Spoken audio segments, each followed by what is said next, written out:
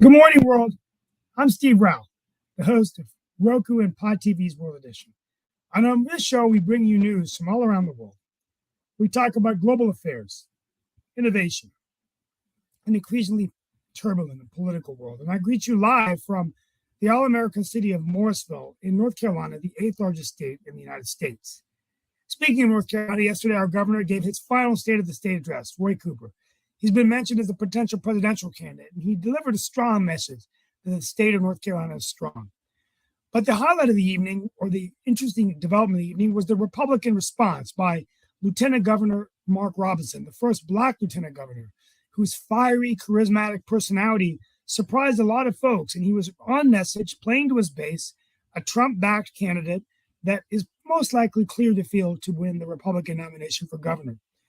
It'll be an interesting race, and if he wins, he'll be the first Black governor elected in North Carolina history. All eyes are watching this race very closely as he is running against Josh Stein, the handpicked successor by the Democrats to succeed Governor Roy Cooper. Now, today is March 7th, and we have a couple of things we're going to talk about. Ukraine is still fighting to hold an embattled eastern city. President Zelensky said last night that Ukraine will not retreat from Bakhmut, even though Russian forces have nearly surrounded it. Bakhmut holds little strategic significance, but capturing it would be a symbolic win for the Russians. 4 U.S. citizens were kidnapped in Mexico, the city of Matamoros, across the border from Brownsville, Texas. Mexico's president said they were caught in crossfire between groups. The FBI is working with Mexican law enforcement to make sure they can get through this issue and get them safely returned. It also turns out when we talk about abortion in the Supreme Court, Walgreens has announced they will not sell abortion pills in some states where they're legal. Alaska, Iowa, Kansas, and Montana, where the pharmacy has faced legal threats. California protested the decision yesterday. Medication abortions now account for about 50% of legal abortions in the U.S. A federal judge could rule at any moment in this case. Finally, the Pentagon and FBI researched facial recognition street cameras. The agencies worked with academic researchers to develop software that could quickly analyze footage from public areas, according to documents released as part of the lawsuit. My final message today, before we begin the show, and I'll probably have to leave a few minutes early, is artificial intelligence. This last Sunday on 60 Minutes was a fascinating show about Bing, Microsoft's artificial intelligence, the counterpart to Bing's Sydney, which seems to be developing a personality of its own, and also ChatGPT. What was interesting is in the interview by Lesley Stahl, it came out that many of the ChatGPT things that come out are wrong. They actually, did a test and asked the machine if Kevin McCarthy was going to do a filibuster to stop gun control. And then the ChatGPT, within a matter of minutes, came out and made it sound like it was exactly the real news. This has led many people to be concerned in the industry of whether or not there should be a regulatory body similar to the FAA, the Federal Aviation Administration, or the Federal Drug Administration for digital technology. When asked this question on 60 Minutes, Brad Wilson, surprisingly, the president of Microsoft, said that he would be in favor of this kind of standards. It is quite scary that companies have been able to launch these artificial intelligence technologies without thinking about the ethical ramifications of such technologies, and also the dangerous impact it could have on not knowing what is true, what is not true. Things are hard enough as it is with the social media platforms we have in today. It's going to be interesting to see whether the United States Congress takes action on these issues, but I think this is an important issue to talk about on World Edition, wherever you are in the country or around the world. We're going to go ahead and get started. We welcome you to our show for an engaging and lively discussion. With me today is my co-producer, Mark Lee, radio celebrity in the region of North Carolina Triangle, and other guests who will be joining us today. Good morning. We got Don't we Dan have working. Dan Hey, good morning. I think Nick Pavetta is going to be joining us as well, and I think I saw Shaquille here not that long ago also, and hopefully he'll be popping in along with Lee Newton Rose. Hey, Nick, I do have a question because I was actually having this conversation with a friend yesterday. So, are you ready for your own personal assistant to be traveling with you? So, for example, if me and Dan get in a tit-a-tat, I won't have to answer the question. Y'all love oftentimes talking about how folks will put words in my mouth, but actually the chatbot will actually respond to whatever crazy things that Dan says and all along those lines. So I won't even have to. Well, or crazy things that Mark says, right? I mean, seriously. Oh, we won't need television people anymore, Mark. We're going to replace all of us with artificial intelligence.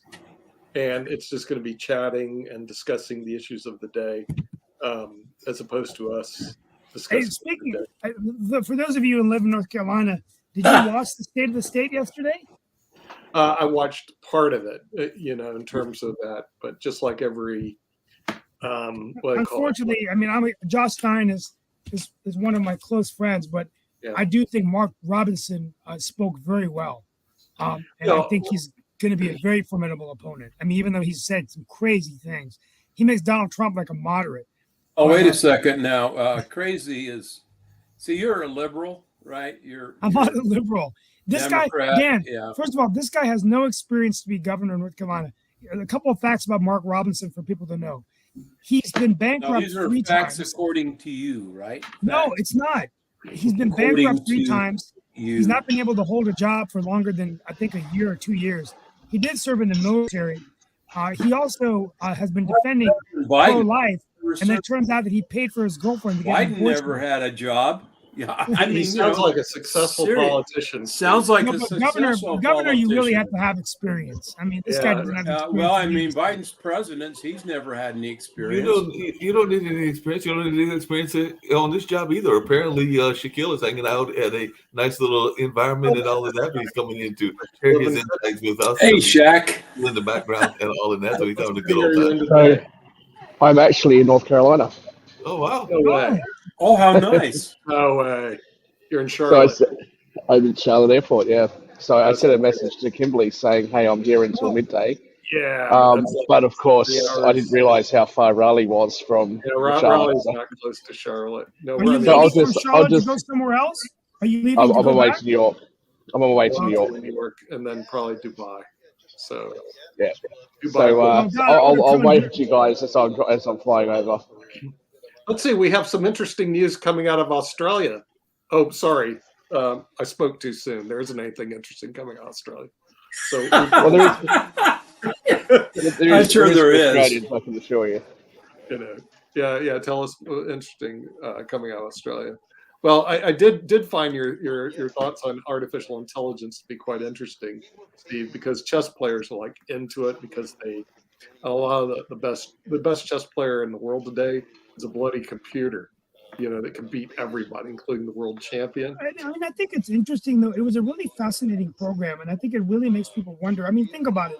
If you're in the pharmaceutical industry, you don't just offer a product without thinking about the consequences, the adverse effects, the clinical trials. Sure they do. Hey, sure they do. Look at the COVID vaccines. Look at the media. They throw stuff out. But it had to go to the FDA, Dan. It had to go to the FDA. They never were officially approved. Yeah, the thing is, the technology industry historically announces things that aren't developed yet, saying, hey, we're going to have this out by then and all this other stuff. I mean, who does it? Elon Musk does it. Bill Gates did it. Or we're going to do this. They've been warning us for like 30, 40 years that artificial intelligence is going to take over the world. And what I could say is, given how dysfunctional the people in charge are, I think it probably makes sense that most people will say, you know what, put the AI in charge instead.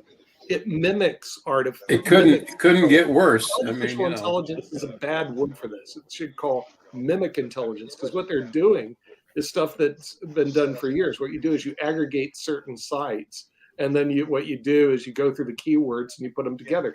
They did that when, I don't know if you saw the trivia contest, when they had the IBM machine versus John Rutter and Ken Jennings. All the machine was doing was aggregating sites, assigning probabilities, and then spitting out an answer. So when you look at it, it's not really intelligent. No, but the question I've got for both, It's hold on a not second, conscious. Nick, It has answer no the ability question. to think. No, All it does is Not sentient. all we do is it looks like us. It's intelligent, but that it's not intelligent at all, and it's not artificial. but Nick, the question Right. that has been raised, and it actually was a question that one of the companies that I have done work for and still continue to do work for, is that so far, and I did say so far because they might be changing this. Shaquille invests in a lot of things, so maybe he can tell me about what they're doing in that space. But so far in the testing world, they are not able to address nuances. Like if it's a question like, 2 + 2 = what? Most people know that is going to equal 4 unless you got some kind of crazy math going on and all in that space. But if it is a question that requires you to have an interpretation of what the answer can be, and it can be multiple interpretations that are correct, the bots aren't able to do that as effectively, because we actually got tested. We didn't know we were being tested, but we got tested against the bots, and we found out later that we were, and the humans actually somewhat won, because that's why I still have the job that I have, because they were like, there are certain answers that the human will understand, that the computer is not going to understand. But that is one of the issues, is human nuance. Yeah, and they have limitations. They definitely, Mark, they have what they call language limitations right now. See, they can perform really well on things that are finite, like chess is 64 squares, and they Right. have finite moves, etc., and then they can calculate. All right, now, but when it comes to words, etc., and interpretation, they're really, really poor at it. And what they're doing, it mimics intelligence, because to a person who doesn't observe it correctly, it's pulling keywords throughout the internet, pulling things, aggregating them, and coming up with a structure. But it's definitely not artificial intelligence. True artificial intelligence would be able to move it to a different level and actually have the computer make modifications based on more information that comes in. And generally, it doesn't do that. So it more mimics intelligence, which would be the correct thing, not artificial intelligence. Yeah, I think that's right. It's And- not and- sentient. It's not Yeah, right. sentient. And it's going to take Not a while sentient, before right there. it's going to take quite some time before people really do have to worry about their progress being made. But right now, this has nothing to do with that. These are just the tech companies trying to tout their stock. That's the bottom line.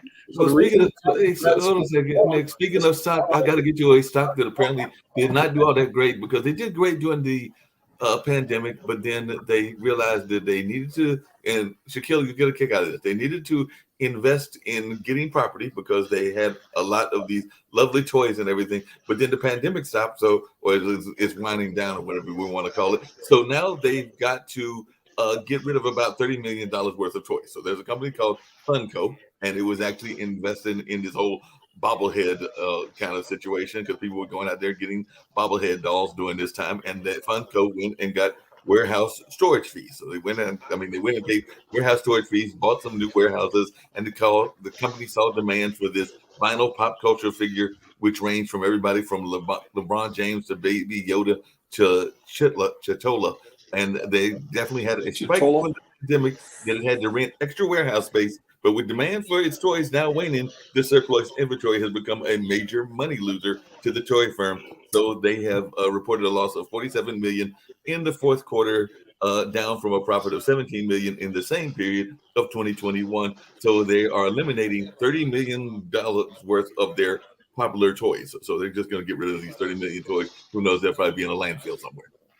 Well, what they should do firstly is donate them to charity, because they get a full tax deduction on that. Secondly, how much money did they make selling those bloody things?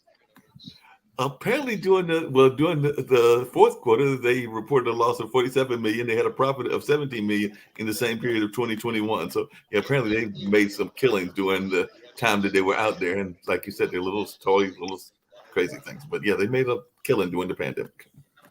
Wow. What do you guys think about the situation in Mexico? You been keeping up with it? Well, do tell us, Steve. They kidnapped 4 people in Mexico. It's been interesting. Let me tell you real quickly what happened. It's real quickly. Yeah, the city of Matamoros across the border from Brownsville, Texas. 4 U.S. citizens were kidnapped, and they were caught in crossfire on Friday, but they're trying to return them back. But it's a very dangerous state of Mexico. So the FBI is working with Mexican law enforcement agencies. So not another crisis going on the southern border. So just what we need in America. Those nasty little drug lords, you know. And then Walgreens is holding back on selling the abortion pills. So, there's Yeah, no, Sasha they need Starr. to. Yeah. Timing. So, Hello. Sasha, tell us about Bakhmut. Zelensky is refusing to retreat. They're saying it's not really a strategic win for the Russians, more symbolic. Can you give us an update? Well, what's happened is that Russians are using heavily the so-called Wagner Group, which is essentially a private army, officially forbidden in Russia, but nevertheless exists. And in fact, Putin supports it quite openly. And so what's happening is that they are putting a heavily armed men, probably their elite groups. And the idea is to kill and destroy as many Ukrainians as possible, regardless of losses of the Wagner Group, which is essentially part of Russian army, if you will. Right now, the latest what I've heard is the arithmetic of that is of losses is 5-1. For every 1 Ukrainian, there are 5 killed Wagner groups, people, Russians, or you can call it any way you want. But even that is not tolerable for Ukraine, and I'll tell you why. Because Ukraine doesn't have so much supply of so-called human meat, if that's what you call Russian forces. Ukraine is against that type of army. So the continuing defense of Bakhmut is more, I would say, not even strategic, more psychological, probably, actions than anything else. And of course, they want to show that they can resist much superior army groups because Russian army put everything what they've got, Wagner groups, the elite groups, all that they got it right over there in a very little territory of Bakhmut. It's becoming intolerable to see that nevertheless, even 1-5, but losing so many Ukrainians, it's a very, very heavy proposition, as much as it might be honorable and patriotic and so on. It's very, very heavy proposition. I don't know if, according to Zelensky, they should be able to withstand. I know that there are some counterattack are being prepared or so on. But see, here is what I will discuss it in my next Ukrainian program. I don't understand only one thing. Of course, the success of Ukraine heavily depends at this time of NATO and primarily of United States. But we don't understand the U.S. policy, whether they want long, several years of war as to weaken Russia considerably or so on, or they want a quick victory in this year, or they want something in between, let's see, for 2-3 years, whatever it is. We don't know that, and nobody knows that. And I don't know if U.S. itself knows what it wants. It's very difficult to coordinate the right strategy for Ukrainians to deal with this situation. They can start their offensive with a great effect, provided that they will bought all the weapons, probably April, May of this year. June is the latest. But so far it's unclear if that's what Americans want. It's unclear because if that's not what Americans want, they will talk Ukrainians not to start its offensive, not to provide all the needed ammunition and so on. So it's very, very difficult to read what U.S. wants, and this is a very important question in this juncture. It's just, What America wants. Well, I mean, I think that it's just a tough call on U.S. foreign policy. The longer this war draws out, the more money it's going to cost America. But at the same time, I think they need to take a stand, really stand up to Russia. And I think it's always scary when you're dealing. I mean, the other thing we haven't talked about on the show, and I was going to open up with it this week, is an ever-changing world. I mean, think about it. You now have Russia and China, along with North Korea, is kind of like the new Axis powers, so to be. When you call them in World War II, the Axis powers. Axis of evil. Yes, is what Reagan called it. But they have more nuclear missile capabilities now on the U.S., and they're getting very aggressive. And then let's not forget Iran, right? And No, I we won't actually, forget them. and believe it or not, I actually agree with President Trump, believe it or not, former President Trump, that I don't think we should have been negotiating a nuclear deal with Iran. And I don't think we should be negotiating with any country that's developing a nuclear weapon, that's torturing and raping women in their own country. It's not about, it's a torturous regime. And the president of the United States, I don't even go maybe back to Obama. I mean, Trump, I got to give Donald Trump credit for coming in and saying, well, we got to stop this. And I really think Biden should have just said no more deals with Iran. Why are we wanting to go back in the nuclear deal? Of course, Yeah, it's it's inconceivable. See this day. I never ever thought I'd see this day. Good on you, Steve. No, I mean, I do think Donald Trump had a good point there. I mean, I'm going to give him credit on that. And He had many good points. Yeah, but that one was I do have some news for the audience. This was tipped off to me by the Honorable David M. Walker yesterday. There's a new party forming called the Unity Party. You can actually look it up on the internet. And what it is, it's a combination of Democrats and Republicans. They are tired of and really don't want to see this Biden versus Trump too. Okay, because there's no choice. You get this guy who's old and not even sure if his faculty is together versus a guy who can't tell the truth, So there's a possibility. I'm just saying. Now this is 2 years from now. No, it can't. But it can't happen. The Unity Party comes in and just rips the election away because it's really a vote against the two parties. That's not going to happen. Watch the movie Designated Survivor. It's all about money, Dan. They've already raised. Tajay, it can't happen. It's going to hurt the Democrats more than the Republicans. It's all about the money. And this group is getting some heavy funding, and if so, it could happen, because when you go to the polls and you see this as the vote, then there's a possibility that becomes the president. Okay, so watch for that in 2020, probably come up sometime this year. No, but I think that the problem is $100 million it'd be nice to have a third party candidate, but the problem is that they just don't have the resources, the viability, the American primary system. It's they just divide the vote is what they do. That's not true. That's not true, Steve. Other countries have There's done some big money behind this party, my friend. Other countries. Steve, other countries have done it. There's a lot of money rolling around this country. I don't see any reason why that can't be done. Yeah, thank you, Counselor. In other words, it reminds me of the time that they said, well, retirement plans and the things won't change over here. The United States is set in their ways. That's absolutely not true.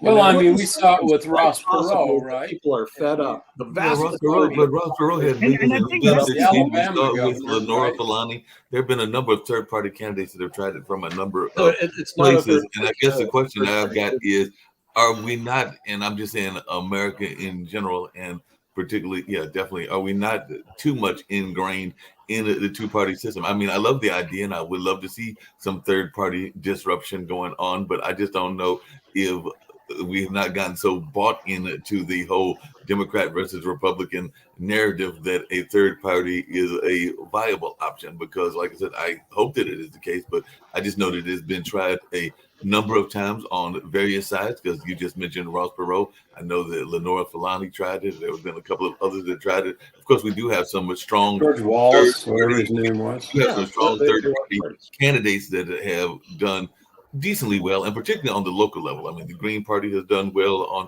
local levels, no matter what people think Yeah, but about never them. on a The presidential Libertarians have done well, no matter what people think about them. But there have been some places that they have a stronghold in their area, and they're able to get enough votes to win on definitely a local level, and I would say in some cases a state level. But I'm just wondering about the national landscape, if it's going to happen in the national landscape in the next 5, 10 to 15 years. Like I said, I am hopeful that that would be the case. You But know, Mark, we the can, media is Russia, changing. I mean, not Russia, but we can even go back to like Yeah. Washington. There were some third party candidates in the Washington era, like George Washington and everything. But Yeah, there but was he only wasn't a third party candidate. Based Yeah, on there was some in this era. the world is changing. And He wasn't a third party candidate. He was a Whig. it is- Exactly. This is a very viable. Go look on the internet. Go look at these people. You're talking a very viable, strong financial party as opposed to an individual who is trying to win off their own cult of. I think what you'll find interesting is if you see what happened in the Australian election, last election, where you saw a whole heap of independents, and as a result, one of the two main parties wasn't actually able to. That they lost all of their stronghold seats. Yeah. So you could see something like that happen yeah, with enough funding. You know, there's nothing. Hey, look, several years ago, like a decade or so ago, no one would say Trump would ever become president of the United States. It was Oh, yeah. There's something about Look what happened. yesterday when I was watching, and this is just some observation. Yesterday when I was watching Mark Robinson give his Republican response, the thing that really jumped out at me was looking at it from the other side, right? Even though Josh Stein's a close friend of mine, I'm a North Carolinian in a rural area. I've lost my job. I'm not seeing the benefits. And then I see a person that's coming in saying, look, I'm not a politician. I am just a public servant. And my story is very compelling that I grew up poor, one of 8 children, all this stuff. It's almost like a Trumpian kind of populist message that I think really resonates with people. And honestly, I think that's going to be Josh Stein's biggest challenge, Nick, is that Stein now, even though I think he's great, looks like kind of this pretty boy, Dartmouth and Harvard guy that hasn't really gotten his hands dirty against this brawler that could be the first black. I mean, Mark Lee, what do you think? I think Robinson's dangerous. No, I think Robinson definitely is dangerous. I mean, it'll be interesting because there is definitely a very strong Christian base here in North Carolina. Some people would say he has an evangelistic base and everything. And I know that Mark Roberts is going to play to that base and everything in that space. So definitely, I think that he is a very strong candidate and actually could possibly win. It'll be interesting to see how much. Hey, you should vote for him, Mark. It'll be interesting to see how much he disrupts the. He's a brother. You need to vote for your brothers. I mean, you know.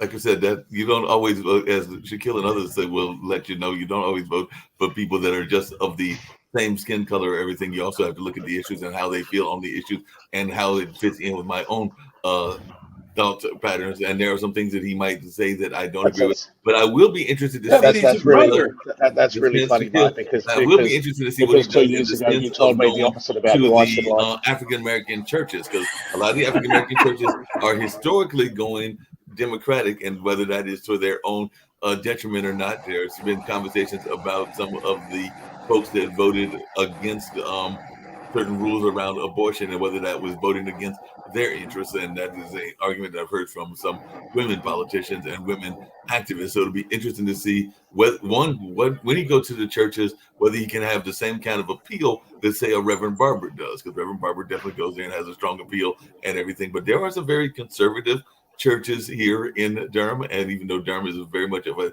liberal town, there are some conservative churches in both here and in Raleigh. So I will be interested to see whether he picks up some key endorsements from them and if they deliver their congregations, because they deliver their congregations, and those congregations are mega churches that could definitely swing a lot of those. Yeah, but churches are supposed to stay out of the politics, right? They're supposed to, but they don't.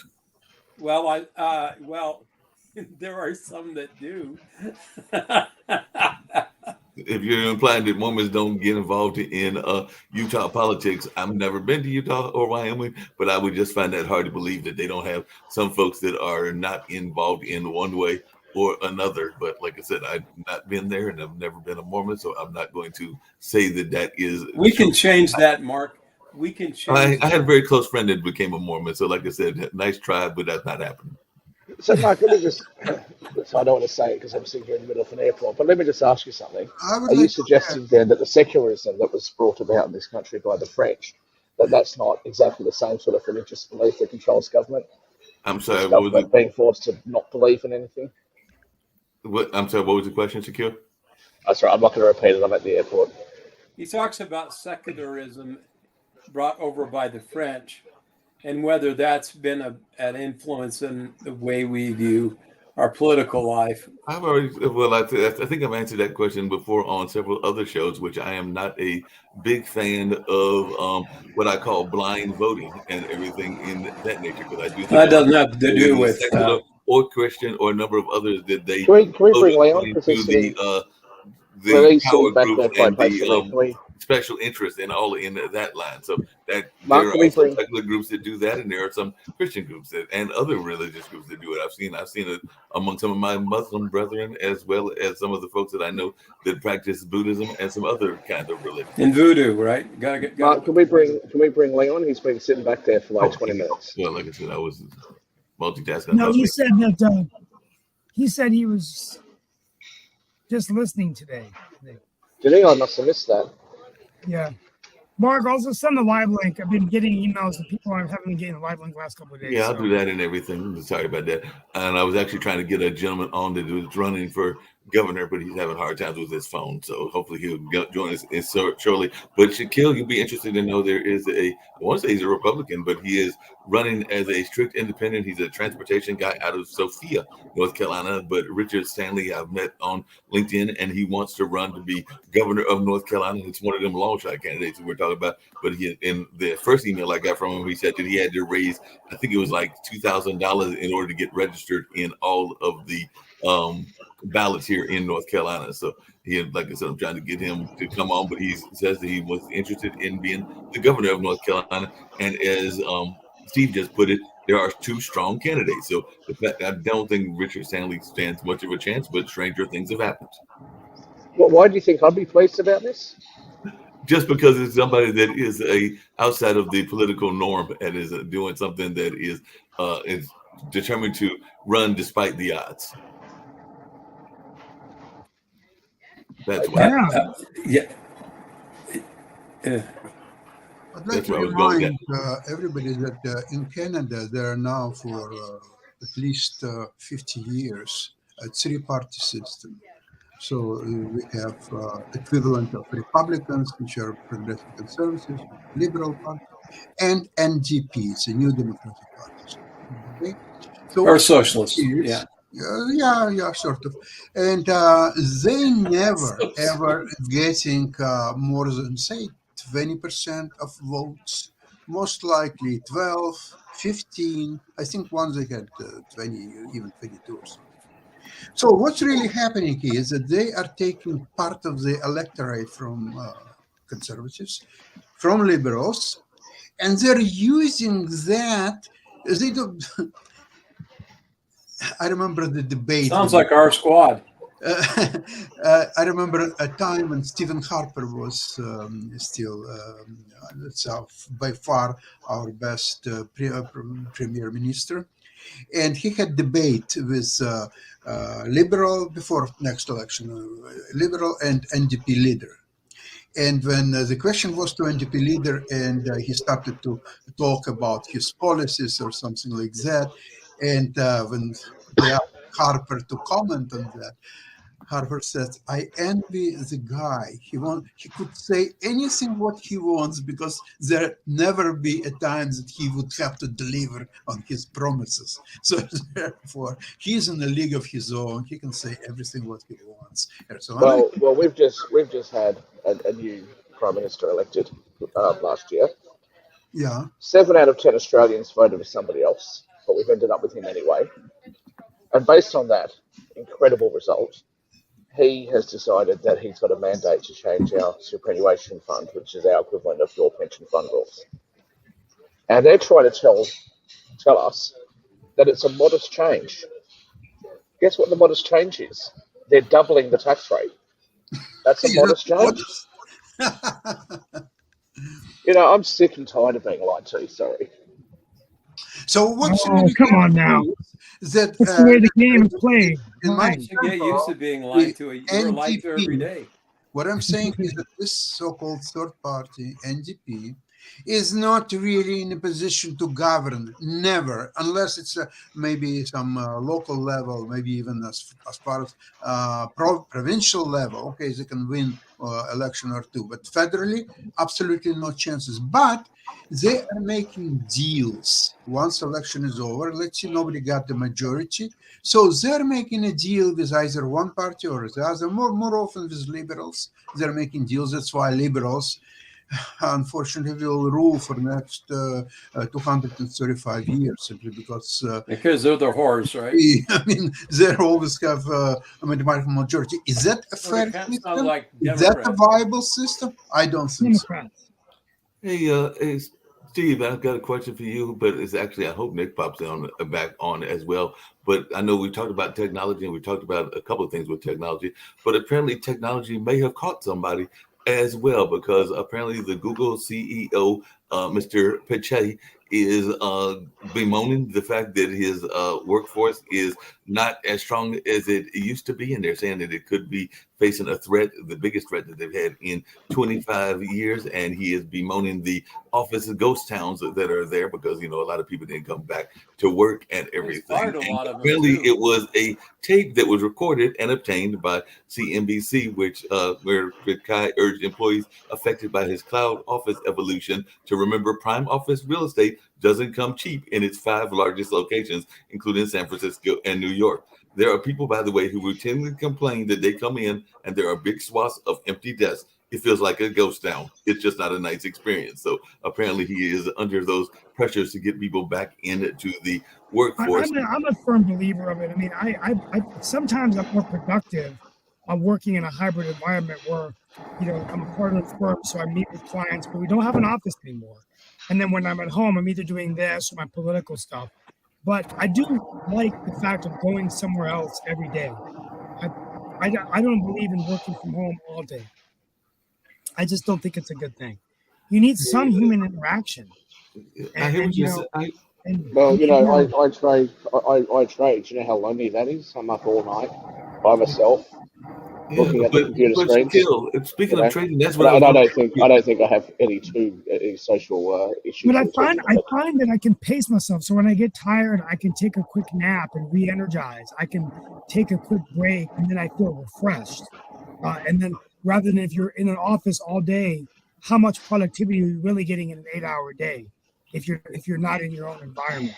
Shaquille and Sasha, both of y'all are in the investment space. So that's what I was getting ready to say, because they said that if you take away the Google search engine revenue, more than half of the group's $282 billion in annual revenue disappears. Subtract YouTube from the remainder, and what's left is essentially a mismatch of loss-making activity. So Google's hardware business, including its Pixel mobile phone, its Nest Home products, and its Fitbit, don't move the needle. So are we looking at the collapse of Google? Because apparently it's also about to begin shutting down its Stadia video game streaming division. And to add insult to injury, the YouTube boss, Susan Wojcicki, is stepping down. So does this mean that we're about to have the collapse? I think the more interesting question is going to be what the result is of these congressional inquiries into censorship on tech platforms, which has been going on over the last week or so.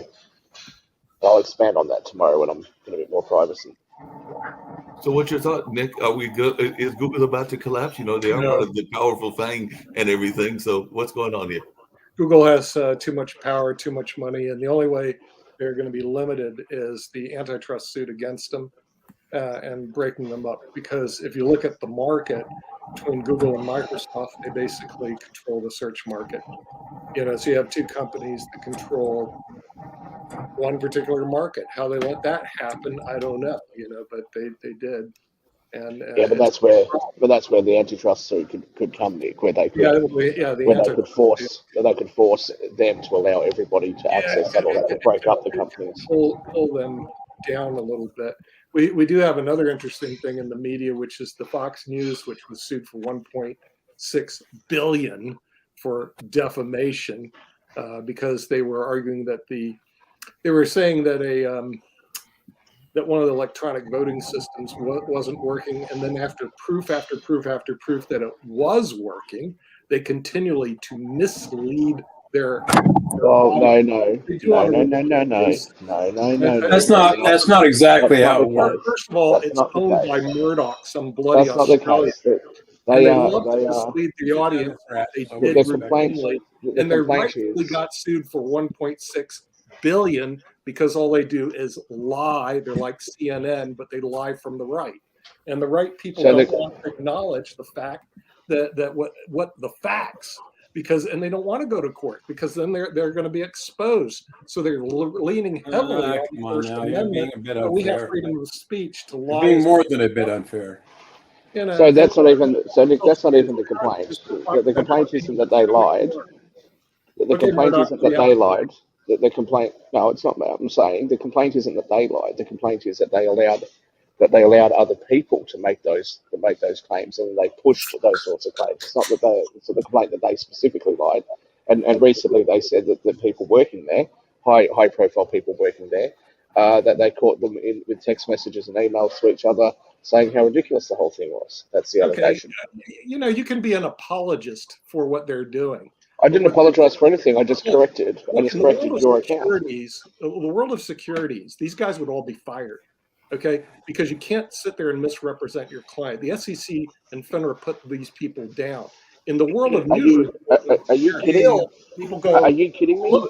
But Nick, hold on a second. Nick and Shaquille, I've got a question. Nick, what are you even talking about? Have you read the financials? Have you read the financial reports of most companies? Turn them off. Well, hold on a second. But that's what I was going to say, because apparently the companies have actually gotten it because of a Securities and Exchange Commission rule. They have actually gotten the rule and the real value of executive compensation packages, and the Wall Street Journal just reported this. So since the rule's adoption last August, around 65 companies have reported compensation actually paid on their executives, accounting for a change in stock award value. And apparently they are saying there's an interesting study that the pay gap between the CEO and the worker has widened in the last 50 years. Good. So As it should. Now, Nick, I'd like to know. You made the comment that companies don't lie in their financial reports. When was the last time you read a financial report? Listen to this elitist from Australia. The elite should rule. See, that's the problem with America. I never said that. I never said the elite should rule. I just said the pay gap should widen. News alert to everybody. There's no mobility. Nick, is that a problem? Because from 65 to 70, they said the average CEO at the top company in the U.S. earned 23 times that of a typical worker. By 1990, that was 74 times. In 2020, the average top CEO's actual realized compensation was more than 350 times that of the typical employee. So, I mean, that sounds good to me. Going too far in everything in the sense of I think one, I think that sounds good to me, and two, maybe it hasn't gone far enough. Not gone far enough. Listen to you. Listen to Mr. Elitist. And you're not even a trust baby. Where do you have the right to speak on stuff like this? Well, you're a trust baby. Well, it's just economic reality. I'm surprised you're not agreeing with him. I'm descended from royalty. Okay, so you can kiss the ring. There's the ring. Go ahead and kiss it. Economic reality, Nick. So the reality is that you have a lot more people. Even I can see this is wrong.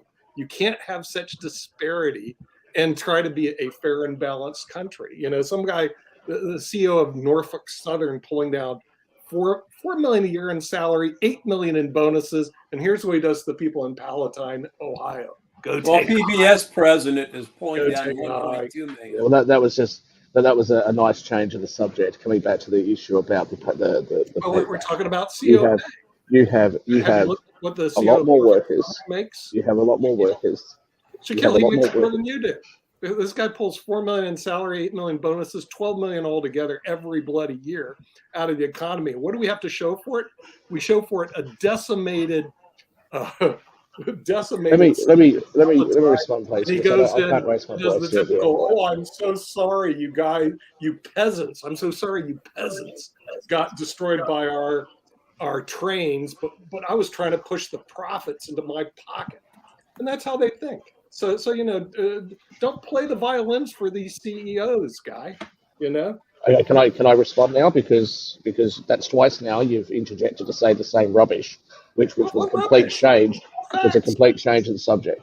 The conversation was, out of control. Nick, I can't talk over you because I'm at the airport, and if I raise my voice, everyone else is going to be disturbed. So just let me finish. The original complaint was that CEO pay is too high compared to the workers. You have substantially more workers today, so there is an increase in supply without necessarily an increase in demand. What you have is an increase in demand on CEOs. Okay, it's a much more competitive field to get up there. So of course things are going to go up. You've also had a massive increase in the US economy over the last 4 or 5 decades. So the idea that gap isn't going to increase is ridiculous. You want to be fair and balanced, stop interfering in the market. Competitive pay my rear, okay? Forget that. It's who's willing to sell their soul to the company store. If you're willing to sell your soul, sell my soul to the company store. CEO. You sell your life, you sell your wife, you sell your next door neighbor, profit, it doesn't matter. And you call it, oh, it's competitive to become a CEO. Well, I wouldn't. It's competitive. Well, I wouldn't sell my wife. I wouldn't sell my wife. But they're more entitled. No. When I have a wife, when I have a wife, I won't sell her. But I'm more entitled. The movie Enron, the smartest guy in the room. When I have a wife, I won't sell her. But they're more than welcome to my ex. They'd rip your heart out for a profit.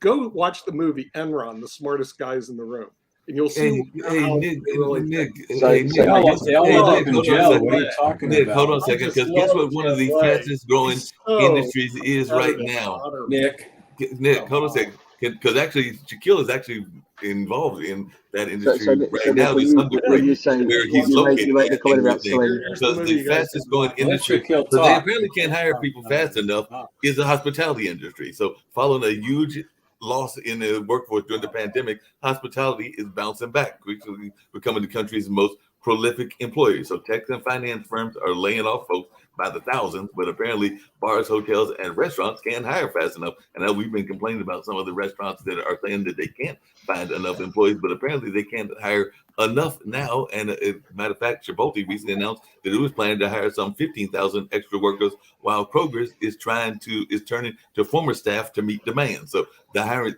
rate of that industry is also putting the U.S. employment rate down to a 53-year low. So hospitality, along with healthcare, have added 207,000 workers in the first month of the year. So nearly half of the January private sector gains came from that part of the world. So I know earlier we were complaining that hospitality couldn't hire enough people, but apparently now hospitality can't.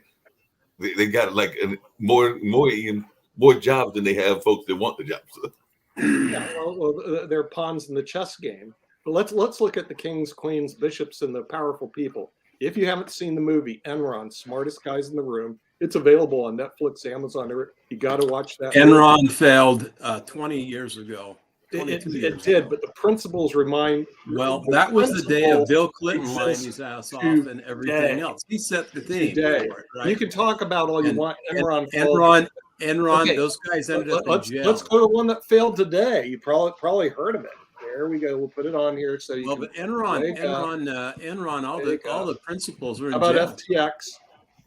Yeah, but he's a crook too. That was the cryptocurrency failure. Yeah, he's a crook. No, that was going to fail. That was the crypto. But Shaquille, quick question. Because with the hospitality raising, there's jobs coming in. They're also saying that they need to raise the pay and the benefits, coming back to the common worker, not the Called executive worker. capitalist So are we going to see that Yeah, I push know, for but he gave $20 hundreds of now millions of by dollars the to the hospitality workers, Democrats. and will it be effective? Because that's the other counter push, He was is just that your puppet. because they have the demand now, will that push the prices up?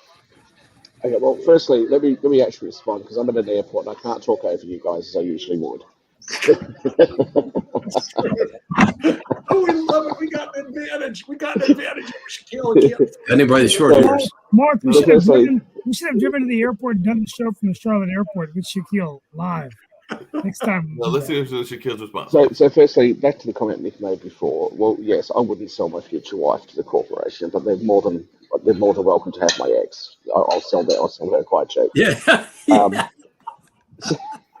Now, as for your comments about all of these, recent failures, what about the thousands and thousands of successes? What about the tens of thousands of people that act ethically? You just want to focus on the failures. How I prefer to focus on the successes. And as for you, Mark, there's a reason why there's upward pressure on wages and upward inflation. There's a reason for that. So that's what you wanted, right? There's more demand, less supply. The prices go up. Like I'm not coming up with some brand new economic theory. No. And somebody has to employ the people, right? And that's why. Oh yeah. There was another company that. Oh wait, Purdue. It was selling oxycodone all over the country, resulting in 100,000 deaths a year. We shouldn't talk about that because they employed a lot of people, didn't No, they? you can list all those companies, but how about you go through the Russell We should 2000 and name the other 2,000 companies that haven't on been? Republicans. Let's worship the Purdue company. I don't think because the Republicans are worshiping. They employed a lot of people by The selling Democrats were covering oxycodone all over the and place. Purdue is giving as much to the Democrats as the Republicans. Well, blame both parties. I don't. Yeah, I will. The thing is, if you And Sasha and you sit Shaquille, there I and do have say, hey, another the CEO economic got question paid that I was well, going to ask. and we should respect the CEOs. They work their way No. to the top. Let's go look Speaking at of Purdue. CEO, Sasha and Shaquille, I did have another question about another industry. You heard me ask about Google, and I'm not doing stock. I probably should be doing stock. But is Tesla in trouble? Because apparently Tesla has announced another price cut to two of its most popular models, and they're saying that the Model 5 sedan is selling for $5,000 less, and the Model X SUV is going for $10,000 less. And so that is an electric vehicle company. I know a lot of people were very excited about electric vehicles and all of that. But once but again, Mark, once again, this is not some brand new economic theory that I just came up with in the last day. It's normal supply and demand. Of course, Tesla's Right. going to drop its prices. There's a greater supply of electric vehicles in the market than what there was when Tesla first started. So of course they have to be competitive by reducing their prices. Yeah, I So we don't think we are talking about all electric vehicle market as a whole, and I'm following some of their stocks. For example, like this stock NIO. It's a Chinese electric vehicle company. Many others, and although they're increasing production, the production is going higher and higher, but their numbers still don't make any sense. They're still showing losses, and there is no foreseeable future. There is no way that they will ever become profitable. Maybe someday, maybe in 15 years and 35 years, or who knows? But right now, in next year, 3 years, 5 years, there is no visibility of them becoming profitable. So it's becoming like a crapshoot. You just buy a stock and you hope that it will move higher and you will sell. There is no no fundamentals in which any investor should look at their stock. Even Tesla is doing extremely well because they became number one car seller, not just electric, but any car seller in California. So that's quite an achievement. That shows. Not organically. That was because somebody said you must buy these. I think that might have something to do with it. But Sasha, let me ask you: when I finish in New York tomorrow, should I come up to Toronto and go to the casino with you? Is that what you're suggesting would be a better plan than buying Neo? Yeah, that's a great idea. Okay, so that's where we are with. Or you could fly back to Utah. I don't have time. I've got to go to Dubai and then come back. Shaquille, I would recommend you to fly to Toronto as late as possible in your trip, so the weather will be better, warmer, and more hospitable. I must say the weather here in Charlotte, at least inside the airport, is a lot warmer than what I've been getting in California. California was actually really cold. Yeah. Yeah, it's getting New warmer. York It's is gonna supposed look to be about quite spring cold, like so it's like 70. It's going I'm to get going to be at cold this United. week. I'll be at the United Nations this afternoon, so hopefully the weather will be a little bit nicer there. Then I'll be over in Dubai, and then I'll make my way back to the US. Are you going to be? Is Alexandria Cortez in the district? Maybe you could meet her for a cup of coffee. I'm going to run and hide. I'm just joking. You're gonna run and hide, so she might. I'd She love might to look see at Dan. I'd you. love to see Dan Worthington meet AOC. Oh, So I jeez. I was gonna actually get a helicopter I'm too to old take for me from that. the airport to New York He's so City old for that. to try and save some I time. heard she's getting But married soon apparently you can't do that To a because man or a woman? you to a can't. woman, a man. Oh, Yeah, she's been with her by the way, significant other my for a minute. condolences. A real man, or you know? Oh, by the way, you can't. In my social media, Dan, you'll be quite you have to go through- disappointed. Yes, he is. He You have to is, go- but a very, very low testosterone one. Oh, hey. yeah, I We heard have to, AOC and Marjorie Taylor Greene are getting together for dinner and creating their new party. Food fight. Are they gonna have their own party? I don't know. Hey, but folks, I'm Tesla. going to close out Tesla told- early. I'm going to close out early. I've got to run, but it's been a wonderful show. We'll be back tomorrow to continue our discussion. We talked a little bit about the presidential politics as we're getting closer to the primaries coming up. People getting out there. Nikki Haley, rumors about Mike Pence jumping in.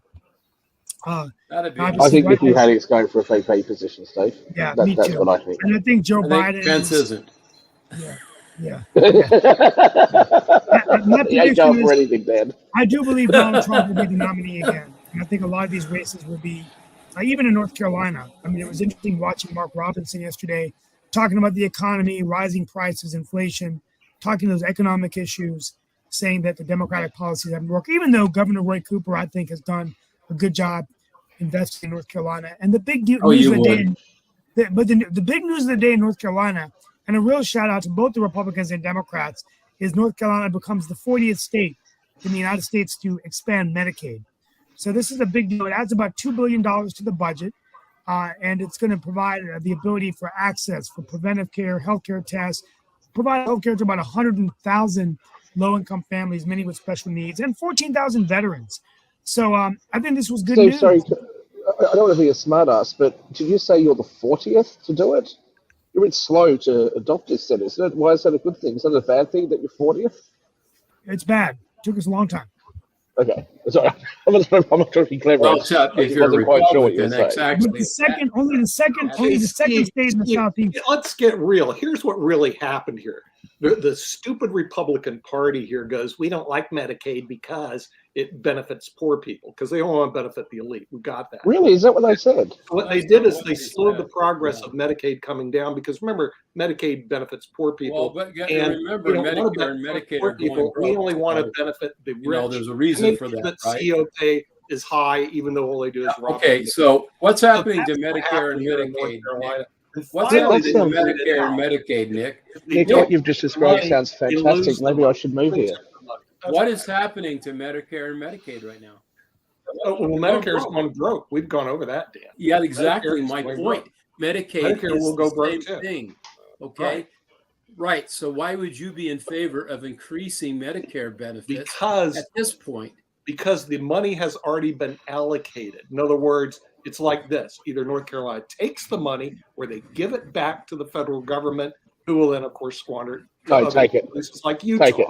Oh yeah, No, no, take take it. it. What they Take need to it. do is Take it. take Take the it all. But the Republicans, in their stupid mind here, go, well, we don't want to take the money because we're against Medicaid.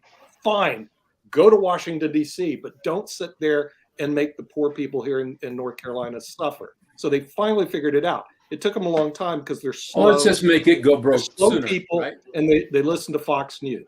That's the reason it took so long here. So just So tell it let's, how it is. let's Nick, I just tell you, it sounds, Oh, I it just sounds did. fantastic. It sounds fantastic. Maybe I Your should try and politician move to would North be nice. Carolina, right? It sounds I mean, great you what you've should described. check. I mean, you know, Look, so if you're a look, Steve has to be nice to multi-millionaire, both so parties. Right, you're safe. I'm Well, not a folks, citizen. it's so that you're safe. time. I gotta go. Gotta do the work of the people.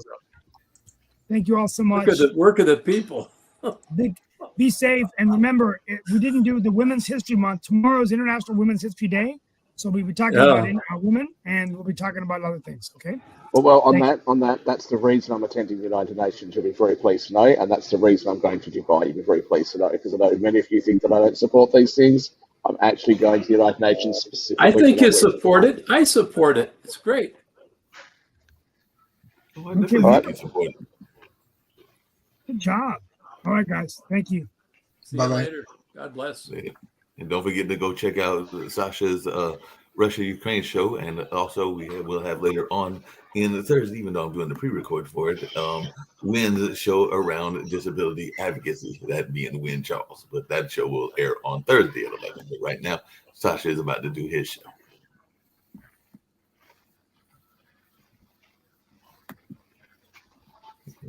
I think he did not close it out, so I guess we'll close it out. So let me go ahead and get that done. Shaquille, so there we go.